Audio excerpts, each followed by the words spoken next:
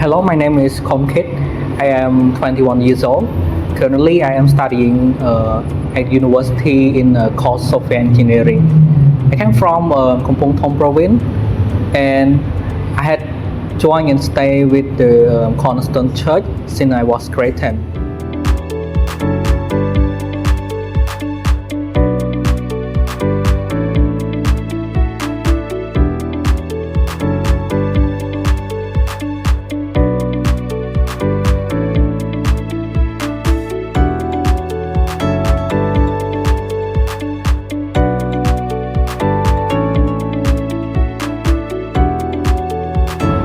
The Cornerstone Church had provided me a lot, both the financial support and also the spiritual support. For financially, they had supported me partially on the room payment, on the services, and also food. And I'm really grateful for their support. For the spiritual part, I had joined with a small group, and I had learned a lot about Jesus Christ and their lesson. And on the weekend, I had joined with the Cornerstone Church for the prayer time, and we had learned all the lessons that from the Bible, and also having a small group discussion too.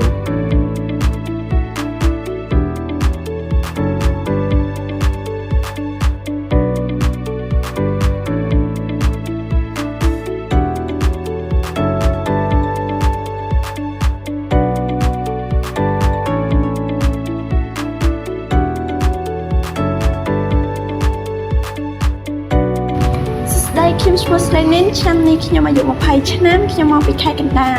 ហើយខ្ញុំរស់នៅដល់នេះរយៈពេល2ឆ្នាំសប្តាហ៍ខ្ញុំជាសិស្ស Department ភាសាជប៉ុននៅ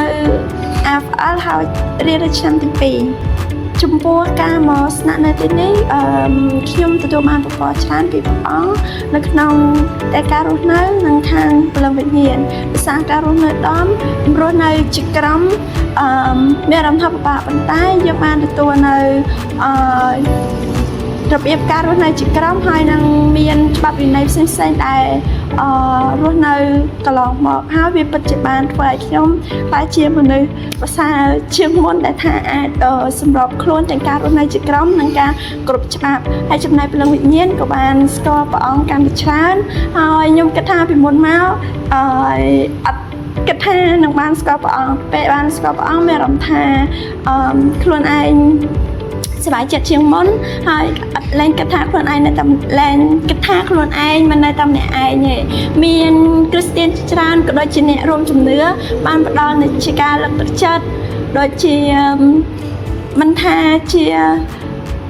ការលើកទឹកចិត្តការរស់នៅផ្សេងៗក៏តែងតែលើកទឹកចិត្តឲ្យយើងរស់នៅក្នុងព្រះអង្គកាន់តែច្រើនយើងទុកចិត្តលើព្រះអង្គហើយព្រះអង្គនឹងរៀបចំផ្លូវជីវិតយើង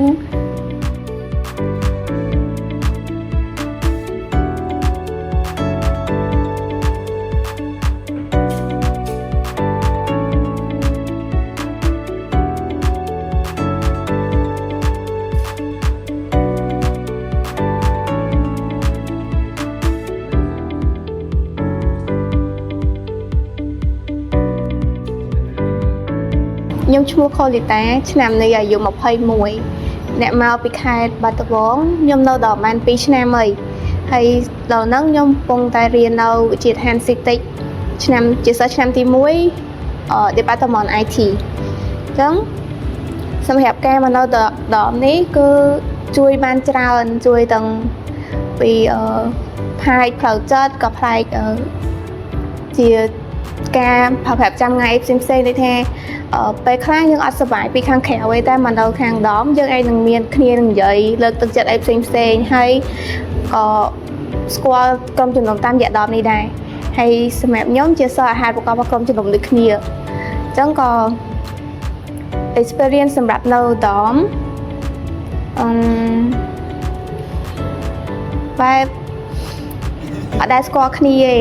តែយើងអាចមិននៅជុំគ្នាបានចោះចូលគ្នាយើងអាចនិយាយលេងសប្បាយមួយគ្នាអាចនឹងរៀនពីបន្ទូលព្រះអង្គមួយគ្នាផងដែរហើយជាការមកនៅដប់នេះដែរបានអាចឲ្យខ្ញុំបានស្គាល់ពីព្រះអង្គបានច្រើនខ្ញុំអាចនឹងជឿព្រះអង្គហ្នឹងហើយ